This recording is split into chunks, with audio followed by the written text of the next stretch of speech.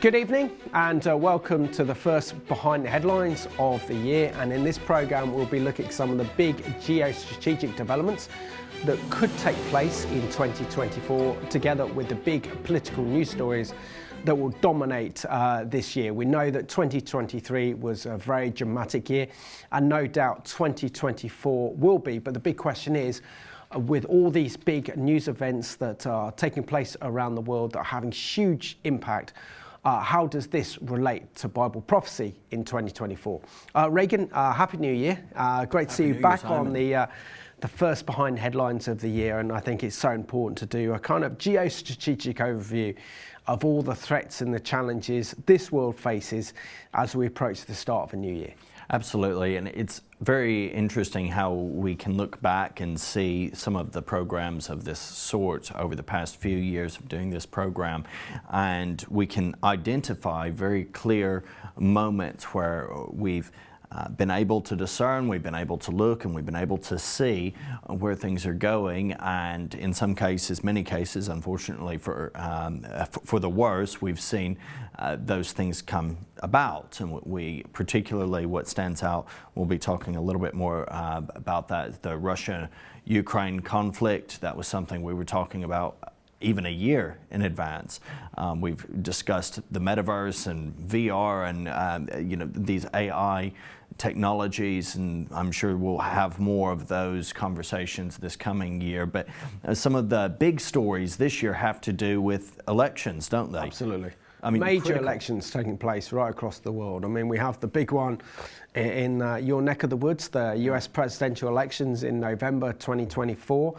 We have our own general election taking place sometime this year. It's speculation that it might be May of 2024. We also have the European parliamentary elections in June. And it looks like that could be a huge shift to the right against the kind of European federalists. Also, there's the ongoing escalation of things in the Middle East, not just between Israel and Hamas, but in relation to Iran and its nuclear capability. I mean, I think it was about a year ago we were talking about how long before Iran would reach nuclear capability. And there's been different figures that have been bandied about, but apparently we're only a very short way away from them being nuclear capable. I believe the uranium quantities are about 60% enriched at the moment. 60% enrichment has been achieved, which it only needs a little bit more before they're able to make about 5-6 nuclear warheads. Yeah, but we won't know if the regime have got nuclear weapons until they test it. Exactly. So once it's tested, then there's no going back, and the Iranian regime has nuclear weapons. So, but also we'll be discussing the kind of impact October 7th still having on Israel and the Middle East. What's going to happen in terms of Israel's war against Hamas in Gaza? Will this escalate to the north? Will Israel decide that she can't afford to leave Hezbollah with 160,000 to 180,000 rockets targeted at Israel? And the big question is, will then Israel take the war to Iraq, to Iran, who instigated it all? So these are the big questions, and of course, China's threats over Taiwan and dominance as a world superpower. So much we can see the events of 2023 are kind of overlapping into 2024. But if we start off with the big one really, and this is no doubt a huge political year, 2024, we have the US presidential elections. Could we see that Joe Biden, the Democratic president, will, despite his age and his mental capacity for the job, still run for a second term in 2024? And will his main rival be Donald Trump for the presidency? It's an interesting one. The presidential term that Joe Biden has served has been fraught with controversy. Donald Trump has continually reared his head, and there's arguably throughout, you cannot find really a single month where there's not been some news of legal repercussions or legal action being taken. Most recently, Trump being banned from the ballot in a couple of states, which is going to be interesting to see how that turns out. But that, of course, is in relation to the Republican primaries that are ongoing. Quite a few people have dropped out of the primaries already, individuals who I would have favored, to be honest, are gone. So we now are left seemingly with a field of Donald Trump, Nikki Haley, Chris Christie, and Vivek. Maybe there may be one or two others as well who will crop up at some point in the year. There's still arguably time to do so, but this is what the field looks like at the moment. Absolutely. So, according to Janet Bailey, who writes for The Telegraph under an interesting headline, which is Biden won't run, Labour won't win a landslide, and the Middle East may find peace. Optimism is currently in short supply, but after a disastrous year, there must be hope for 2024. So what she writes, she says, on Joe Biden, she makes a very interesting observation. First, Joe Biden will not run for a second term in the White House. She says that this cannot be announced or even admitted to be under consideration until the very late in the day, since this would instantly render him a lame duck president. This would be very dangerous in the present global circumstances, with wars currently underway in two critical regions. The leader of the free world cannot be irrelevant and powerless. It'll be easy enough when the right moment arrives to make use of Biden's state of health as an excuse for a sudden change of plan. Such a change is now imperative because the real possibility that he could lose the presidency to Donald Trump, which would be a moral catastrophe. So, I mean, we've all known throughout Joe Biden's presidency his age and the way that he stutters and the way that he doesn't seem to be mentally engaged with the topic, and has pretty much been a lame duck president ever since he came to power back in November of 2020. But I think he thinks he can go on and serve another term in office, another 4 years as US president. But it will be a big surprise if the Democrats are proposing either to launch the US Democratic governor of California in his place, or we could even see the rise of Michelle Obama to then also lead a Democratic Party into the presidential election in November. So there's no guaranteed certainty that those in power now, like Biden, will be in power come November of 2024. To watch throughout this year is going to be fascinating in that regard. I take a very different view, as I've already expressed to you, from Janet Bailey here. I do believe that Biden is going to proceed to go, I agree full-heartedly, into a second term. I'm not convinced that he will win. At the same time, looking frankly at the field the Republicans have presented again, I am very uninspired. I find it incredibly weak, and it's just more of the same. And so I don't think there's going to be any major appetite in the U.S. Unfortunately, there's going to be a lot of people who will say, well, it's better the devil you know in some case. We've seen what Trump is capable of, both good, yes, but he's, we have to acknowledge, taken a massive turn, some would say. Others would say just manifested what was there all along. Course that's very, very negative. His rhetoric is now increasingly isolationistic. It's very much America first, which I'm just going to say, as an American, as a Christian, as an evangelical who would be considered conservative and right-wing, I will not support Donald Trump. I do not believe that he is in America's best interest. I do not believe that what he is offering is in any way, under any definition, good, right, or true. And I do believe that a lot of what we're experiencing now goes back 2008. I would say actually we see a massive shift with Obama becoming president. Then in 2012, these things all have repercussions. I believe some of this slide was already taking place, but there was a massive shift from that point in time. Obama offends Donald Trump in 2012, a correspondence dinner. From that point on, friends of Trump said he was going to prove Obama wrong and become president himself. He becomes president in 2016. And, you know, there was a lot that he did. There was a lot that we have to acknowledge was very much in line with Christian ethos. There were pro-Christian policy changes that we can even remain thankful for. However, the enduring fruit has primarily been rotten, unfortunately. And you can do a lot of good, but when you have so much corruption as well, and please don't misunderstand, I'm not excusing, I'm not saying anything to do with the Democrats here. You won't find me dead voting for the Democrats either.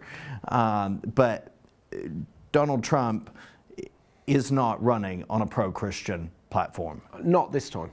I think you can say that his previous stint as US president was made up of very strong evangelical Christians who had a huge influence on his administration, from the likes of Nikki Haley, his ambassador to the UN, to, of course, Mike Pence, his vice president, together with also the US Secretary of State, Mike Pompeo, had a huge influence on the direction that his administration took, particularly in bringing about a massive change in terms of abortion with Roe versus Wade and the election of Barrett to the Supreme Court as a Chief Justice had a huge impact. And of course his pro-Israel stance in terms of foreign policy and everything else. But we know that this time it's not going to be like this. We've seen also that Trump is already looking to introduce foreign policy that's very much, as you said, America first, but also one to actually pull America back from the world engagements in the world, very much like the dangerous policies of isolationism that we saw in the 1920s and 30s that led to the rise of Nazism. But also this matters, isn't it, because America is still the leader of the free world. And the role and the office of US president has a huge impact on the way that the rest of the world will follow and the way the rest of the world will take directions, whether we're going to see a strong president who will bring peace and stability in the world, or whether we're going to see a president who will continue a policy of appeasement to dictators and allow the rise of evil to emerge. Janet Bailey also writes something else. She says, for those who have not been paying close attention, it's important to know that Trump's campaign rhetoric has moved to a very dark place, way beyond the familiar puerile of name-calling and attacking the Constitution. He's now saying to his followers, who he describes as those who have been wronged and betrayed, I am your retribution. Further, in what could be seen as a blasphemous parody of the Christian message, I am being indicted for you.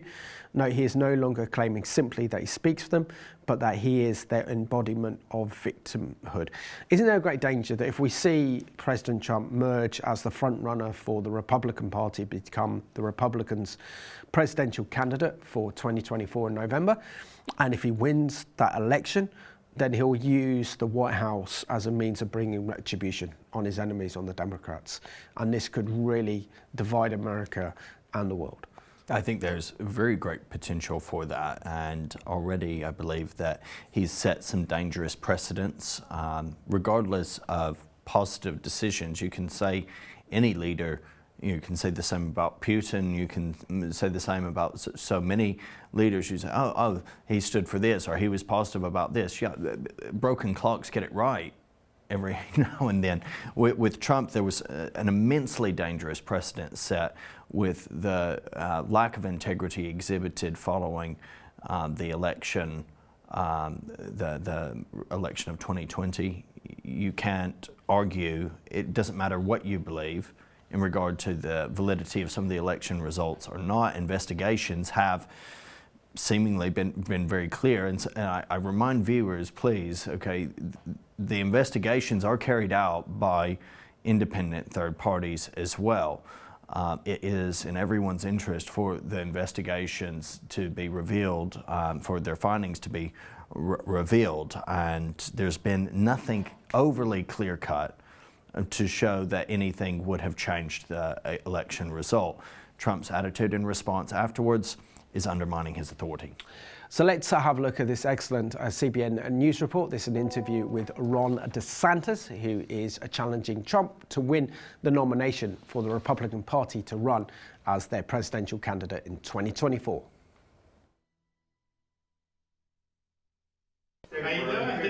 Ron DeSantis is a man on the move, and in Iowa, he needs to quickly make a big one if he hopes to catch Donald Trump. How do you get past him?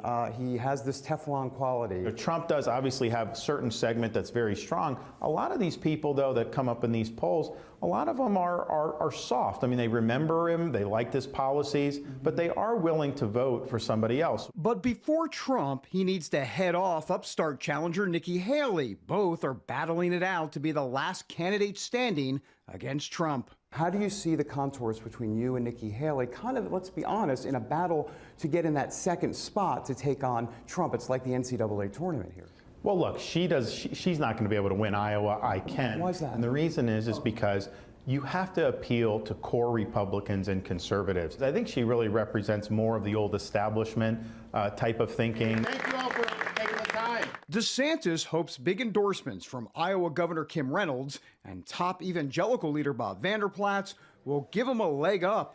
He believes his record on the life issue, taking on Disney, and many other culture war fights will play well here in the Hawkeye State. Everyone comes here every presidential cycle and says a lot of the same things, but I've actually delivered. His unwavering commitment to Israel and the biblical homeland could also make an impact. There's a lot of anti-Zionism out there. Do you see anti-Zionism as anti-Semitism? That's how we've defined it in Florida. So like I did a bill to combat anti-Semitism on college campuses way back in 2019, and we made that same point. I mean, look, if Israel's the only country you're singling out, you only care about the world's only Jewish state, you're not singling out any of these other, and you're acting like that, that is a telltale sign that this is the case. And I think it's important that we get the history right. When I see some of these imbeciles on college campuses saying Israel's a colonial power, excuse me, Judea and Samaria, those go back to biblical times. Those are ancient Jewish lands. For DeSantis, policy positions have not really been an issue. The big obstacle is convincing a loyal base to ditch Trump. You've been hit by the MAGA movement because a lot of them don't like you because they say you should have waited and let Trump run. If not unopposed, you definitely should not have run. It's a republic. It's not a monarchy. Everyone has a right to be able to run. Obviously, Trump could win the primary. I'm not convinced he can win the general. I can. You know, the polls are showing a lot of this was about you or whoever. A lot of people are making the general election case, but Donald Trump's showing in 7 of these swing state polls that he is up by 3, 4, 5 points. But you know, when has he ever led in that? And the media has never wanted to show him ever leading up until very recently. So why are they doing that? I think they're trying to create a narrative that scares Democrats to replace Biden and also tries to convince Republicans, oh yeah, you know, go ahead and nominate Trump. I guarantee you 6 or 9 months later, those polls are going to look a lot different. The media will be putting out polls saying the exact opposite. The reality is this: it's an uphill climb for anyone not named Trump.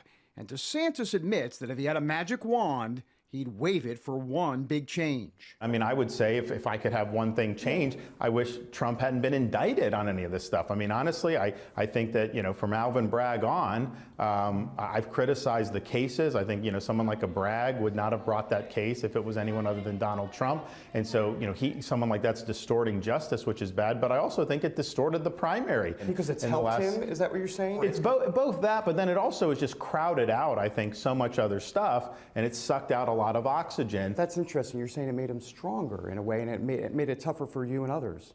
I think for the primary, it distorted. Yeah, I think it distorted. The hope is that some GOP voters will grow tired of all the controversies.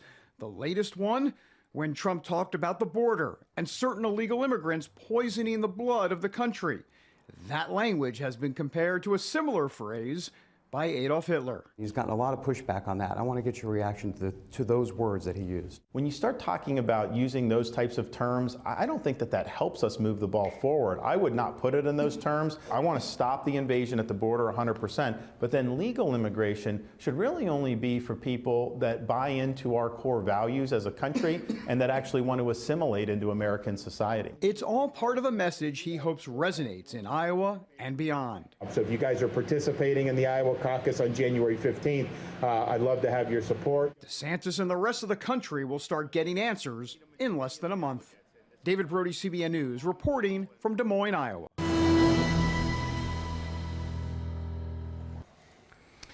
It will be interesting to see what transpires in the next few months and where we're going with this. But to conclude, Tony Parsons, writing for the Sun newspaper, says, from England winning the Euros to the emergence of Kate as a full-blown national treasure, my predictions for 2024. And he says there are at least 9 major elections taking place in 2024.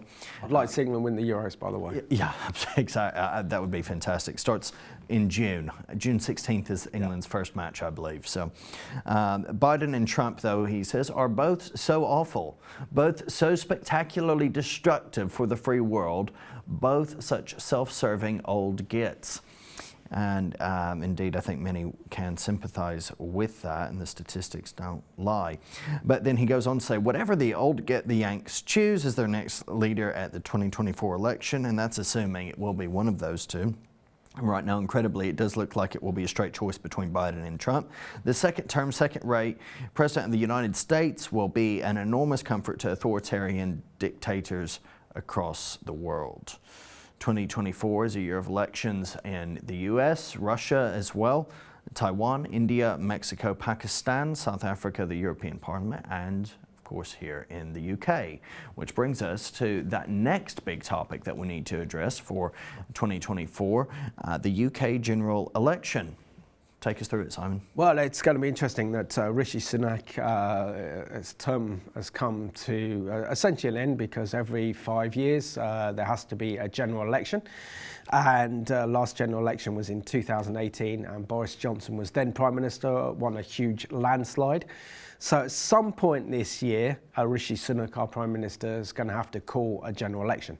Now, there's a big speculation that he could actually call it for May, early May, because the spring budget has been brought forward this year to March. So there's a big speculation of when he's going to call this election. Now, there's a lot of political commentators and media experts who essentially believe that this is a walk in the park for Keir Starmer, that the Labour Party will win this easily with Keir Starmer, but they've got a huge majority to overturn. I mean, like, we're talking about a 70-seat plus majority to overturn, so we could see that the Conservatives might just scrape in, or it's going to have to be a huge swing to the Labour Party. And I don't think, for all that Keir Starmer is, that he is no Tony Blair, he's no visionary. The Labour Party haven't captured the imagination of the British people. There's also the party's being very much plagued by anti-Semitism. Do they have the ideas to bring our nation and develop its economy, to introduce better services in healthcare? Question remains no, and Keir Starmer struggles to define who is a woman. So does he have the might, right, and moral capabilities to become Prime Minister and make those big moral judgments of the day? I think the verdict is out. If you look, there's a lot of things that you would think could be decided on that would really heavily influence this coming election. Sir Keir Starmer has not created an environment where it is easy to differentiate that clearly between the Conservatives and Labour on some of the big policies. There's not been a straightforwardness as much. There's been a lot of pushback. Occasionally the Conservatives will release some new policy idea or present something, and Labour will express support for it, or will question it, or will say it doesn't go far enough. And people often easily see through that and say, well, okay, give us your plan, give us your presentation. And they, in many cases, he's playing it safe. Have one. He's hoping that the Conservatives will lose the election rather than him actually winning it, which is a dangerous place to play. You never win a football game by putting 11 players in defence. You have to go on the offensive, and you have to score goals at the other end to win a game. The same applies to this political game. But the big equation, I think, will be north of the border. Will we see a collapse of the Scottish Nationalist Party? and that Labour will then become the majority political party once again in Scotland. That will have a huge impact on Westminster and number of seats they receive, and what happens to the red wall seats in the north that the Conservatives won under Boris Johnson, and also we're going to see the emergence of the Reform Party led by Nigel Farage that could split the Conservative vote. Well, in the last election, we saw what's now the Reform Party, was the Brexit Party then, even in some constituencies, building alliances with the Conservatives. That's not going to happen on this occasion. They've made very, very clear they're not going to do that, in which case they likely will carve up, not only taking votes from the Conservatives, but they probably also will take votes from Labour as well. Because even though Reform is made up of many who have been attached with more right-wing political organisations like UKIP, like Brexit Party, and even the Conservatives, it's not exclusively socially conservative by any stretch of the imagination. At the same time, you have the ever-present Lib Dems as well, who've been quietly waiting in the wings. I've said it. I know you disagree, Simon. I fully accept that. It'll be interesting to see what happens. I do think the Lib Dems will be taking quite a few seats this year as a result of undiscerning protest votes. I'm not so sure, because they're a kind of globalist party. They are. They're for pro-migration, and I think the majority of voters in this electorate want our government to govern in the interests of the people. We don't want to be part of a European Union. We've made that very, very clear, whilst the Liberal Democrats would push us in that direction. Correct. And plus also, we're now feeling the economic pressures of pursuing green economic policies that don't work, both for the Liberal Democrats and for the Labour, that could prove to be very costly for the election. I agree with all of that. The only thing is, I don't trust the discretion of the British voter at the moment, particularly a new generation of voters who are, without any research, without any thought, jumping on bandwagons that they know nothing about. The eco bandwagon, we've seen just in the past few years, Extinction Rebellion, its rise, and you could say maybe fall as well to a degree, but also discussion even in relation to the Israel war against Hamas, which sides Labour will lose support because they have dealt with a lot of anti-Semitism in the party, not completely, but a lot, and have, to some, not responded in favour of Palestine enough. So I've seen a lot of indicators that the Islamic vote, which has been almost exclusively Labour, if you look at the vast majority, we're talking 80+%, many will be leaving. No, it'd be very interesting to see what happens come the general election sometime in 2024. Of course, we've got the European elections taking place. They are taking place, let me have a look at my notes here, they're taking place between the 6th and the 9th of June, and it's expected that right-wing nationalist parties will do very well in this election against those who favour a more kind of federalist approach to the EU. For the first time, we won't be involved in those elections, and so because we're no longer a member of the European Union.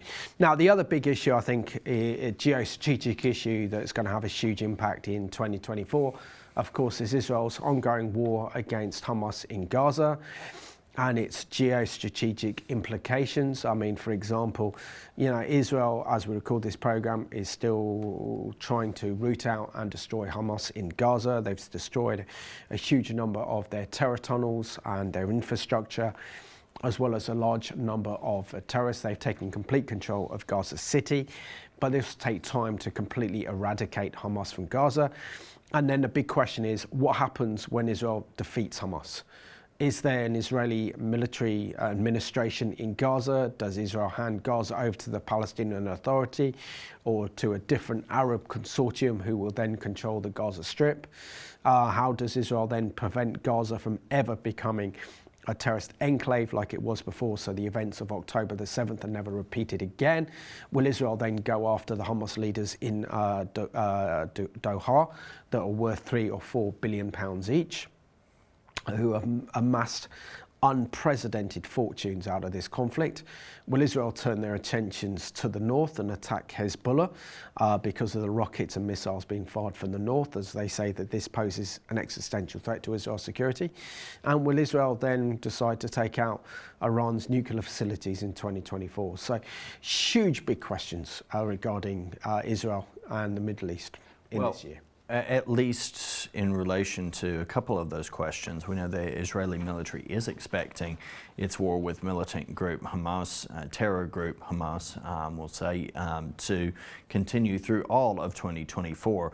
In the publication The Hill, we see that Israel is approaching its 3-month mark of its war in Gaza with militant group Hamas, which launched an unprecedented deadly attack on the country on October the 7th. Since the war began, thousands of Palestinians have been killed and millions have been displaced due to Israel's attacks targeting Hamas. Israeli Prime Minister Benjamin Netanyahu has vowed to destroy Hamas and has indicated that the war is far from over. He said over the weekend that there would be many more months of fighting as Israel expands its offensive in Gaza. Israeli Defense Forces IDF spokesman Daniel Hagari said in a statement that the Israel-Hamas war would last all of 2024.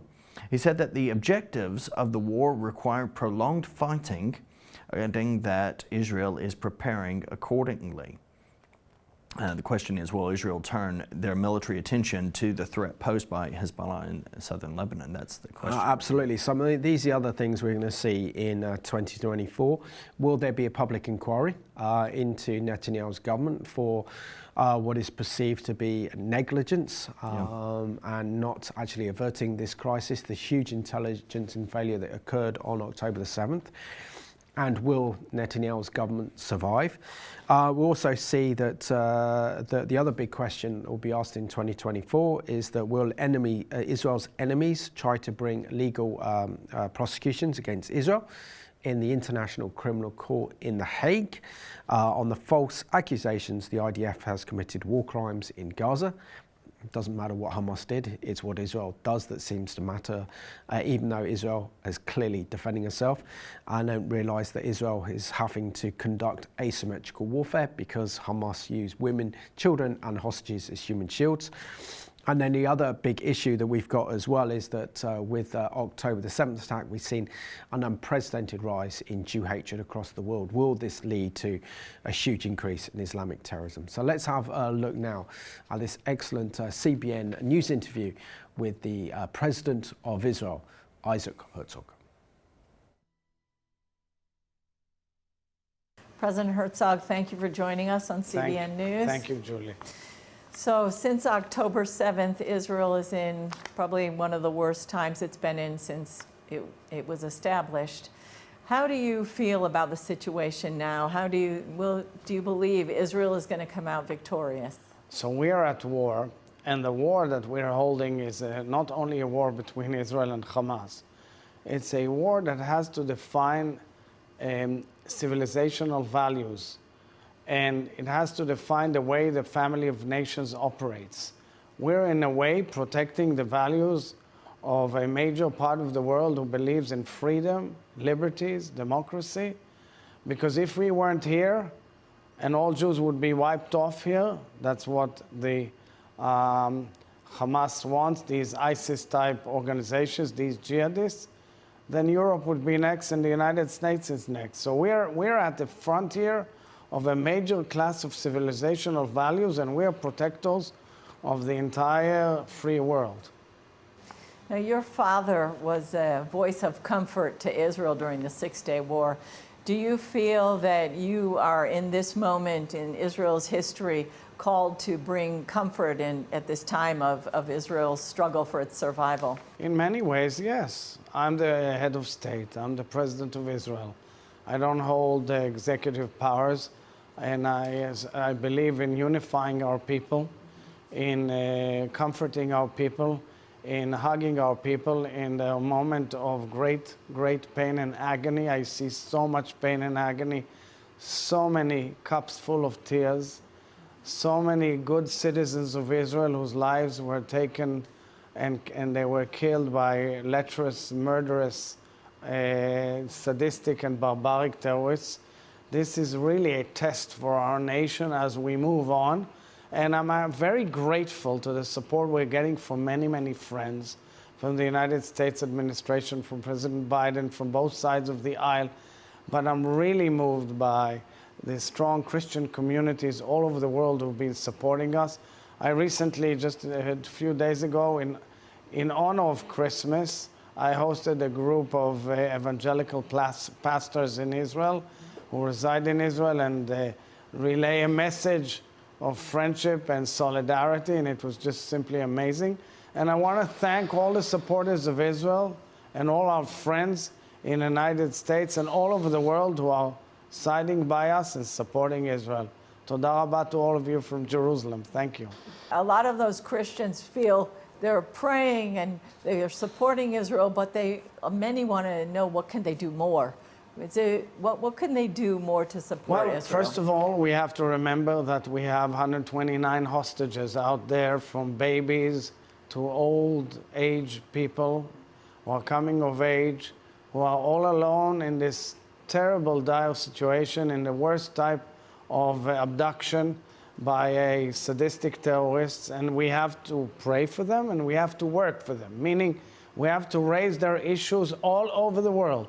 Each and every government and each and every network should put them as the main item in their news and point a finger to Iran, who is holding this empire of evil with its forks all over the place, from Hezbollah in Lebanon, from Hamas in Gaza, from Iraq and Syria, and of course with the Houthis in Yemen, who are actually making all families around the world pay a much higher cost for because of the cost of travel and the cost of trade around the world. And this is therefore a war that matters to all people in the world. What do you think it's going to take to bring the hostages home? We are in a war, and our military is operating day in, day out in Gaza in a meticulous, brave, and courageous way. And each and every house is fully detonated. Imagine that each and every house in each one's neighborhood is an explosive device. That's what they're seeing. They have to make sure that the explosives don't work. They have to go into people's homes. Underneath there are piers of tunnels. The tunnels are probably with hostages and with terrorists. It's a very complicated battle, and we are progressing day by day in order to demolish the infrastructure of Hamas. Well, very thankful to our friends at CBN there for that very helpful interview with Isaac Herzog. I believe, Simon, he's been such a clear voice throughout this period of crisis in Israel, and indeed we should be praying for the President of Israel during Amen. this It's time. been an incredible voice and incredible strength for Israel and the Jewish people across the world, and the heartwarming interviews he's done in defending the Jewish state. Absolutely. So many thanks and much gratitude for him.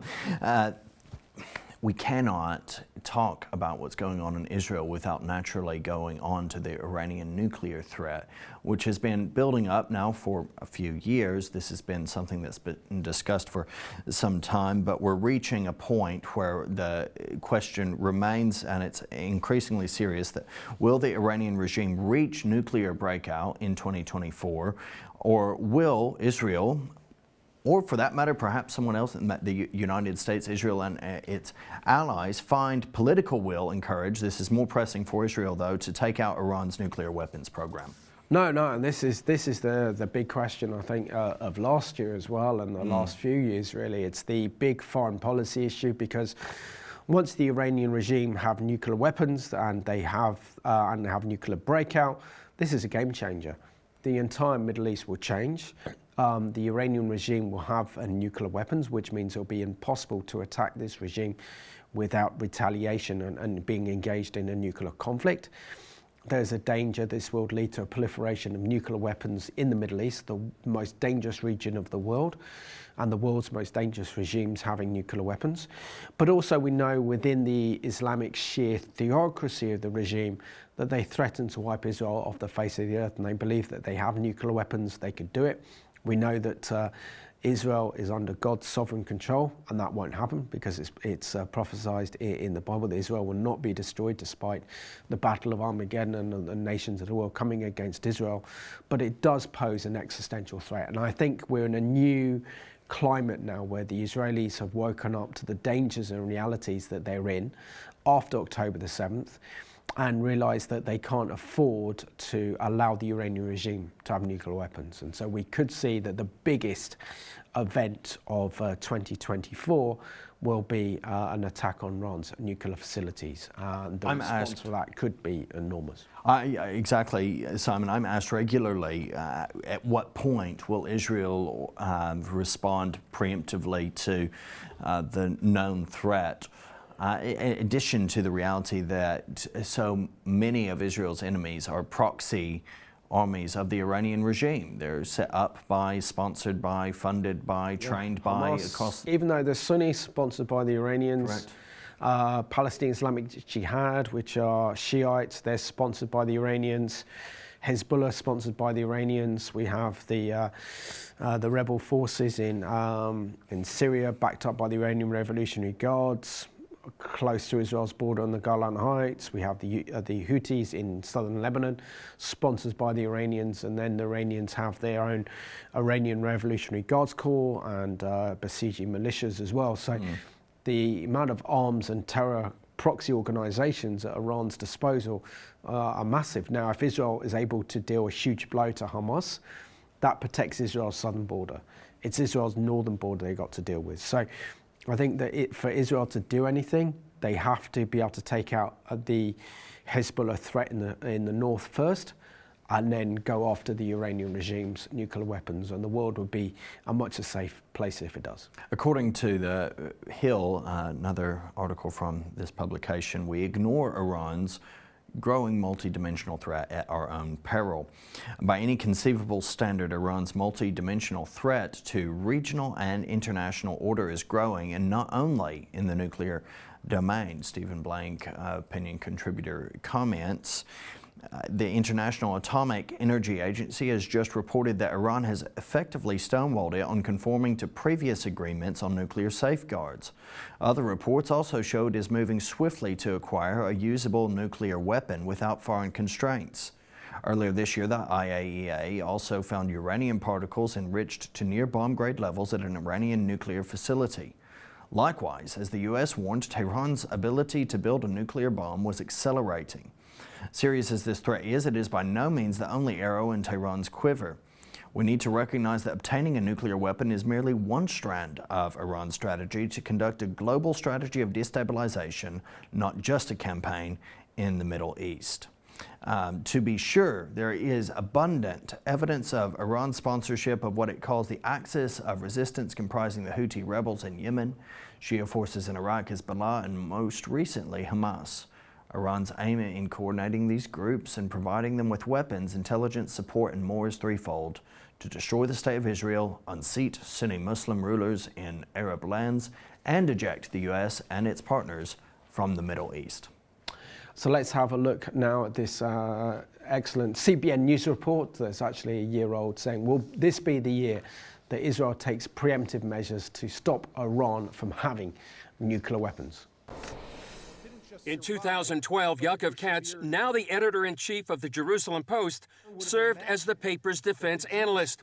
As co-author of Israel versus Iran, The Shadow War, he examined the potential for an attack on Iran's nuclear program. It seemed at the time that Israel was capable of doing it. I distinctly remember one meeting that I was brought into at the Air Force headquarters in Tel Aviv with the top Air Force general who basically laid out, rolled out a map on a table and showed us how the Israeli Air Force squadrons would fly to Iran. At the time, Israel prepared night and day. The Air Force had been training extensively for this operation. Billions and billions of shekels had been poured in to this planning and to training and to buying up the munitions and the technology and the weapons that would be needed to take out some of the facilities. Then Prime Minister Benjamin Netanyahu and Defense Minister Ehud Barak tried but failed to convince the cabinet, army and security chiefs to take action. In the end, that never happened. So that was the backdrop back in 2012. And it seemed real, it seemed viable, and it seemed like Israel had a real opportunity to cause enough damage to set back Iran's nuclear program. Now, 10 years later, the problem and targets remain the same. Natanz, Iran's main uranium enrichment facility. Fordow, with thousands of centrifuges burrowed into a mountain. To the west, a rock where a heavy water plutonium facility is under construction. And further south, Iran's uranium conversion facility in Isfahan.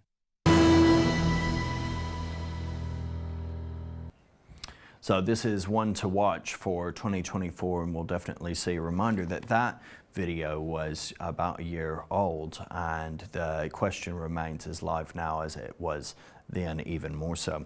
The other big geopolitical fault line is Russia's ongoing war in Ukraine.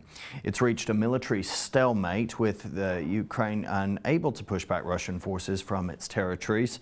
And the question is being asked, how will this war end, and how is it going to continue to affect world food and energy supplies? It's had devastating impact across the West. Sanctions have seemingly been of very little impact, or have had very little damage in the impact on Russia. And you can think of it this, I was recently in India.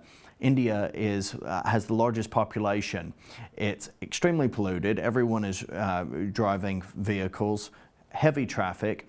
All of their petroleum, all of their oil comes from Russia. Russia only needs India in order to keep itself afloat. So there's been no sanctions levied against Russia there, and so it's not really hurt by small countries like the UK, if we think about it in the grand scheme of things, and then other larger countries that are more reliant on other sources of oil and energy anyway. Putting sanctions against it. It's not been effective. It's only, in some ways, created more damage for us economically. The question, the debate has been, was it right to do? You know, I think sanctions, recognition of what's good, right, and true is always important. But the question does have to be asked, at what point are there negotiations, and at what point is there a sit-down? Will the elections in Russia this year provide a catalyst for that? We'll see. I doubt it, as you know, that there isn't a true democracy under Putin in Russia anyway. I'll be shocked if they actually go through. I mean, he arrests any opposition leaders that oppose him anyway, and end up being arrested and can't stand anyway. So, no, it's an electoral sham. But I mean, come April, this will be the second anniversary of Russia's invasion of the Ukraine. Let's call it what it is, an illegal invasion of the Ukraine, which has been the kind of center of the world news for the past 2 years. This particular war is in stalemate now, and Zelensky has admitted that the country's spring offensive has not been as success as it hoped, as Russia still controls 18% of Ukraine, despite the massive pushbacks and the amount of money that the West, our government, and the United States and Western governments have given to President Zelensky of Ukraine to repel Russia's forces. So we know that as long as this war continues, this will lead to an increase in food prices, because Ukraine is the breadbasket of most of the world, including the Middle East, but also have a huge impact on energy prices as well. And as long as this war continues, there's also that threat of a nuclear retribution. So this is a very, very dangerous, dark events that are taking place in the Ukraine that could escalate, as we discussed on previous episodes of behind the headlines. Well, it would seem that the outcome is dependent very much on discussions politically being made and decisions being made in Washington and in Brussels, as well, deliberations being influenced by the Western world. So as things have come to a stalemate, Ukraine is not making much headway. Russia is not making much headway. Indeed, though, over the Christmas period, we tragically saw Russia launch quite a few heavy airstrikes that have been highly publicized, but there have been decisions made to open membership talks with Ukraine and Moldova in relation to the EU. That's more than just symbolic. The BBC reports it implicitly means continued backing for Kiev, as a future in the EU for Ukraine would be impossible with a full-blown victory for Russia. Absolutely. And of course, the other rising superpower we're seeing today is China. And China will continue to dominate our news headlines in 2024. And we're seeing that China is already stepping up threatening and antagonistic rhetoric towards Taiwan in 2024. And, it would be a very difficult invasion of the small island known as Taiwan by the Chinese military forces. But this is clearly one of the aims and objectives of the Chinese regime. And indeed, China is also building its own nuclear capabilities. We go to this report from CBN, China military threat report, Beijing nuclear buildup outpacing U.S. expectations. According to this intelligence, China has more than 500 nuclear warheads in its arsenal as of May. That's 100 more than last year and puts Beijing on pace to field more than 1,000 by 2030. A rapid expansion that has the U.S. taking note. They're becoming a great power. They don't want to be checkmated by our nuclear forces, and they want to therefore be in our league. Michael O'Hanlon of the Brookings Institution says China still has a ways to go before its stockpile rivals that of the U.S. or Russia. He adds, while the buildup isn't a surprise, he does find the budding partnership between Beijing and Moscow concerning. We always had a framework, and we assumed that it was okay for Russia and the United States to each have equal numbers of different types of weapons. And now you have a problem, because if China comes into the equation, and China and Russia are strategic partners, and we let each of the three have the same number of weapons, now it could sort of feel like a 2-to-1, the United States getting, outmuscled or outgunned. O'Hanlon says China's military rise will likely require new arms treaties, or at least greater transparency. Meanwhile, the Pentagon report also shows a sharp increase in risky behavior by the PRC in the air. In the last 2 years, we've had as many incidents with the Chinese in the South China Sea and environment as in the previous decade. Between the fall of 2021 and fall of 2023, the DoD documented more than 180 instances of dangerous air intercepts against U.S. aircraft. One of the most recent happening at the end of October, when a Chinese fighter flew recklessly close to a U.S. bomber.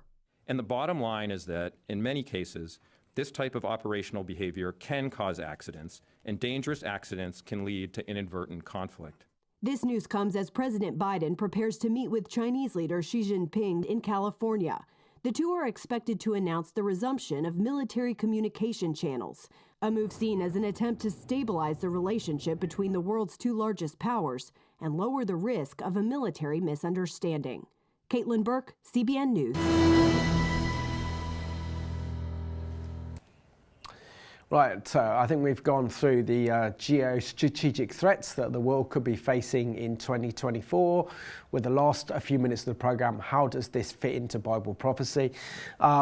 During this decade, we've already seen four major political developments that have shaken our world. The first in 2020 with the global pandemic, COVID-19, then followed in 2021 by the US disastrous withdrawal from Afghanistan. In 2022, we saw Russia's invasion of the Ukraine. And in 2023, we saw Hamas, the biggest mass terrorist attack committed by Hamas in Israel's history. And of course, we're expecting one huge political event to have huge repercussions in 2024. But of course, these are all the beginning of the birth pains that Jesus talked about in the Olivet Discourse in Matthew 24 before his return. We also see the rise of Jew hatred around the world will lead to an increase in Jewish people making aliyah in fulfillment of biblical prophecy. I think we'll see more of the infrastructure being built for the Antichrist, such as move towards a cashless society, AI technology. And of course, we're also seeing the emergence strongly of the Laodicean church, the false church, as described in the book of Revelation. Yeah, Simon, I think that latter point is very critical. We do see the scriptures promise that there will be mass falling away, that the love of many will grow cold. In the latter times, there will be times of difficulty. Now, some people view this as pessimistic eschatology. It's not. It's simply realistic and acknowledging what must take place until that full and final victory of Jesus Christ. There's no pessimism here. Jesus Christ wins. Jesus Christ triumphs over all and puts to an end. But there are final battles that must be fought, and there will be battles that must be won. The scriptures are very clear that there is a time when the fullness of the Gentiles will have come into Christ's kingdom, and what we're seeing, I believe, is a recognition that that's taking place to some degree. And with that, we continue to pray that the Jews to whom belong the law, the writings, the covenants that God made, the prophets, they will come to see Jesus as the Messiah. And that's all part of that end times scenario that we're discussing that we need to consider as we go into this year. Absolutely, and there can be no doubt that 2024 will be a roller coaster of a ride if 2023 was anything to go by. And it's also important that we see that Jesus is the ark, he's our source of safety. And God describes as the tower that the righteous run into in the Psalms. He is our righteous tower. In him we have protection. And so whatever happens in 2024, we need to stay close to our Messiah, Yeshua HaMashiach. Thank you so much for joining us for this first edition of Behind the Headlines of 2024. Continue praying that God would work in and through his people in very dark days. Continue to look to Jesus Christ as we continue to consider what's taking place in the world today. God bless you, and we'll see you next time on Behind the Headlines.